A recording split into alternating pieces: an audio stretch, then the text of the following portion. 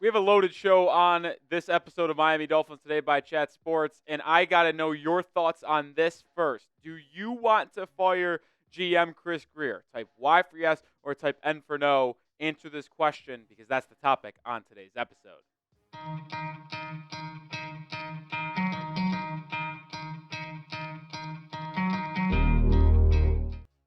I am Nic Rohloff. This is Dolphins Today by Chat Sports. Could the Miami Dolphins fire GM Chris Grier in the offseason? It sounds like it is not out of the realm of possibility, and we're going to break down why it should potentially happen and if it will. But the reason why we're talking about this is because earlier this week, NFL Insider Albert Breer reported that there have been murmurs around the league that a GM change could happen in Miami, which fans have been asking for Chris Grier to get canned, as the Dolphins have simply not been able to put together a playoff winning type atmosphere, a disappointing season this year, and it could really come to the point where Chris Grier is ultimately fired. And I have talked about this on live shows. I have talked about this in the past.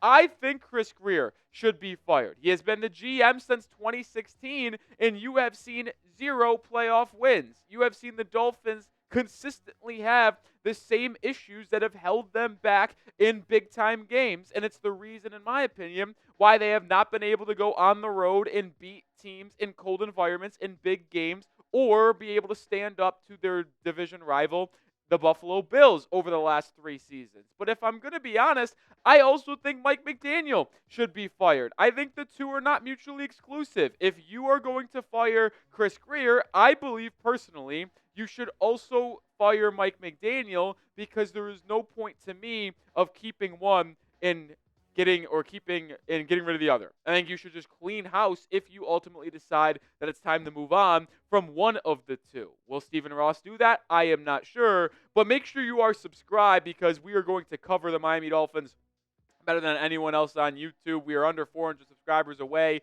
from 67K. Would be a massive milestone on the channel. Would appreciate everyone hitting that sub button. And if anything does happen in the offseason, we will have you covered. I do want to remember the backstory here on Chris Grier, though, because he has been inside the Miami Dolphins organization for a very long time. He started in New England, actually, but then joined the Dolphins in 2000 as a scout. And then after working as a director of scouting and then other individual things as a member of a Dolphin organization, he was officially named the Dolphins GM in 2016. But the funny thing is that in that time frame of Chris Grier becoming the GM of the Miami Dolphins, there has been 3 different head coaches of the Miami Dolphins: Adam Gase, Brian Flores, and Mike McDaniel. And it is very rare that you see a GM survive 3 different head coaches, which is why I wanted to bring that statistic up. And when you dive into how the Dolphins have done and fared with him at the helm of building the roster, they have above 500 record. Over the last 3 seasons, or ever since 2016, they are 75 and 72 in the regular season, so slightly above 500. But the part that is the most staggering to me is that record right here. They are 0-3 in the postseason, 0-1 under Adam Gase, 0-2 under Mike McDaniel, with losses coming in Buffalo and in Kansas City over the past 2 seasons.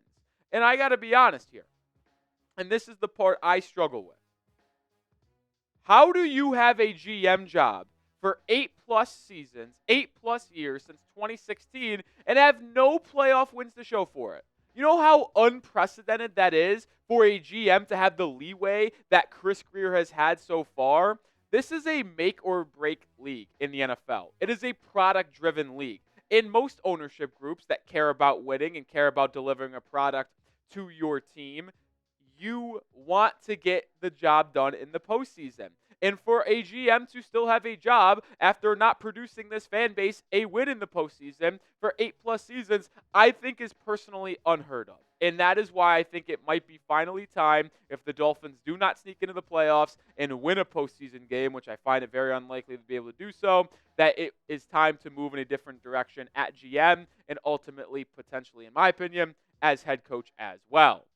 We'll talk more about this coming up in just a second, but I do got to tell you about Prize Picks, the #1 daily fantasy sports platform out there. And all you do is pick more or less on at least 2 players for a shot to win up to 1,000 times your cash. Run your game all season long on Prize Picks. It's playoff time. It's now or never. Don't miss out on the last few weeks of football action with Prize Picks, the best place to win cash while watching the playoffs.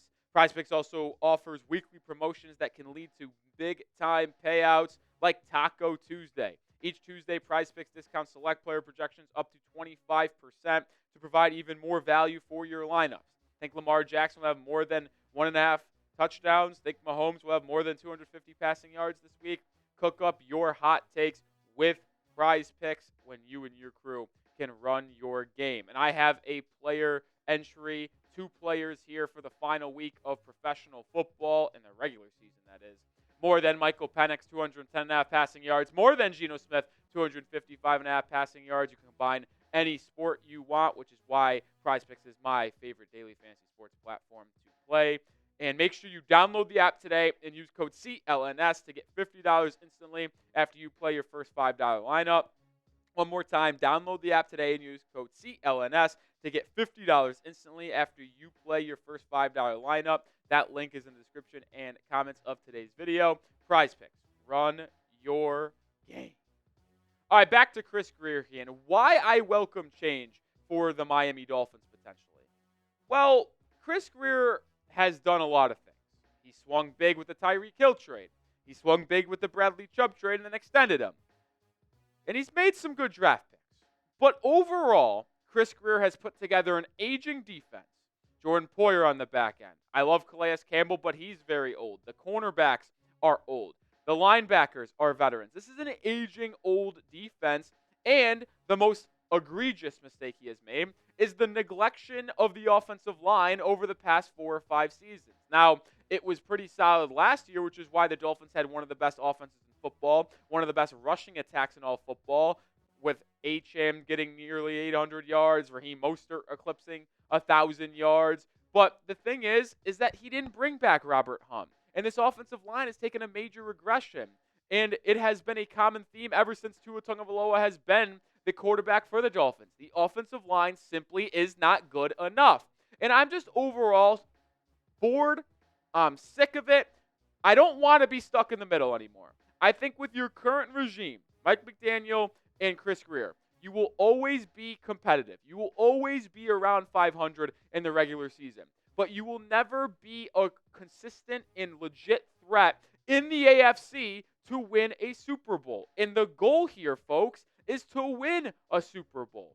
Like, that is the end goal here. And if Stephen Ross is serious about this, I don't think you can continue to run Chris Grier and Mike McDaniel together because it's just simply never going to happen with the way Grier builds his rosters and the way Mike McDaniel coaches. And we're going to talk about Mike McDaniel up here in a second, but let me know before we get there. Would you fire Mike McDaniel as well as Chris Grier? Type F for fire or type K for keep. Let me know your thoughts down in the comment section. My thoughts are pretty clear. I said it earlier a little bit.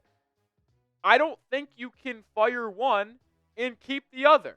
I think you should just clean house and just completely reset because you need a new philosophy in terms of roster construction. That is evident, and that is why Chris Grier needs to go. And I think you also need a head coach that will set a more physical, tough brand of football culture in Miami. I'm sick of the finesse. I'm sick of the agile offense. I like it. It's going to be good in the regular season, but you are not going to win in the postseason with that type of mindset. And that is why I think the number one head coaching target for me personally, the Dolphins could go out and hire, is Mike Vrabel. These are the top 5 head coach candidates I think Miami could go after if they ultimately did fire Mike McDaniel. Mike Vrabel's my number one guy because you have a roster that is going to be competitive right now.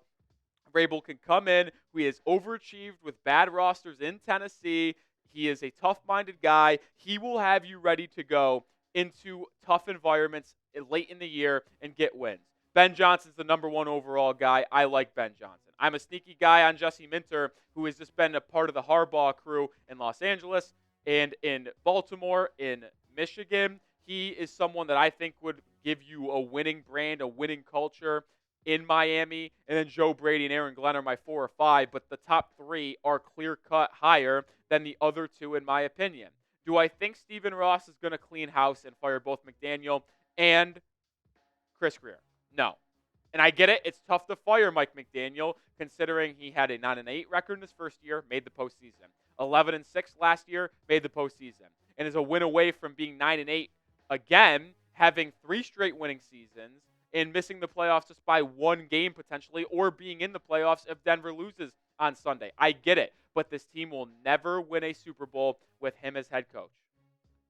I feel very confident saying that. Making the postseason this year doesn't change that, in my opinion, and I don't think it should change your opinion either. It's very evident this team is never going to get over the hump, in my opinion, with Tua, with Chris Grier, with Mike McDaniel. They can be a lot more competitive with Tua if they build a better roster and have a better head coach, potentially building a better philosophy and culture in Miami. We'll see if anything happens. If anything does happen, we will have you covered here at the channel, so make sure you subscribe. I'm Nic Rohloff, bringing you daily content on the Miami Dolphins.